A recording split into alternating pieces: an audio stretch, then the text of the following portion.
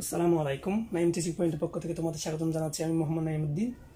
আজকে আমি অষ্টম শ্রেণীর গণিত বইয়ের অধ্যায় 7.1-এর 1 নং সূত্রের সাহায্যে নিচের রাশিগুলো বর্গ নির্ণয় করো এর এই অঙ্কটি সমাধান করে দেখাবো। আমি গত পর্বগুলোতে বাকি অঙ্কগুলো সমাধান করে দেখিয়েছি। আজকের পর্বে আমি এই অঙ্কটি সমাধান করে দেখাবো। আর এই অঙ্কগুলো সমাধান করার জন্য অবশ্যই আমাদেরকে দুটি সূত্র শিখতে হবে। সূত্র দুটো হলো a plus b whole square, আরেকটা হচ্ছে a minus b whole square. আমরা এটা সবাই জানি। এবং কথা না বলে শুরু করি।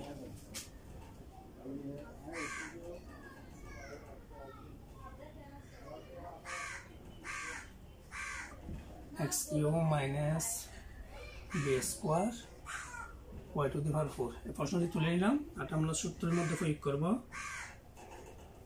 x cube minus b to the b square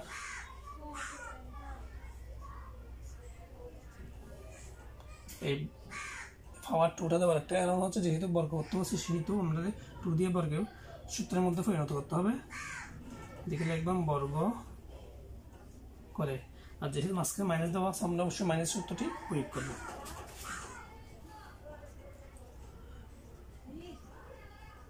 a square minus 2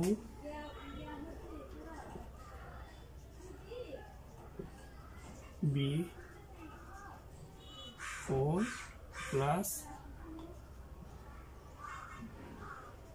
এই অঙ্কটি আমি সূত্রটি লিখলাম a মাইনাস b স্কয়ার সমান a square minus 2ab plus b whole square. লেখার পর দেখা a 2 আর 2 গুণ করলে হয় 4x, 3 গুণ হয় 6 মাইনাস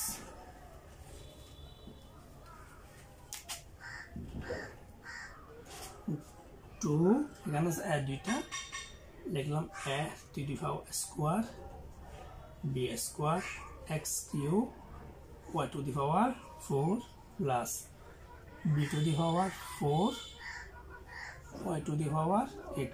2 আর 2 গুণ করে 4 হয়, 4 2 8 হয়।